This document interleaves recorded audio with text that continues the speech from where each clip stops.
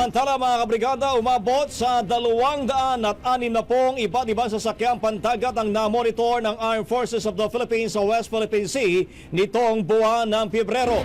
Sa bilang nito, 11 ang namataan sa mga special features sa West Philippine Sea. Ayon kay Philippine Navy spokesperson for the West Philippine Sea, Rear Admiral Roy Vincent Trinidad, kabilang sa mga na-monitor ang 9 na Chinese Coast Guard vessels sa Bajo de Masinloc, 7 sa Ayungin Shoal, 2 People's Liberation Army Navy vessels sa Bajo de Masinloc at 1 sa Ayungin Shoal. Patuloy ang mahigpit na pagbabantay ng AFP sa ating teritoryo at paggigiit na itigil na ng China ang kanilang illegal, coercive at aggressive action sa West Philippine Sea. Ang bahaging ito ay hatid sa atin ng DriveMax Herbal Capsule. Lalaking angat, tumatagal.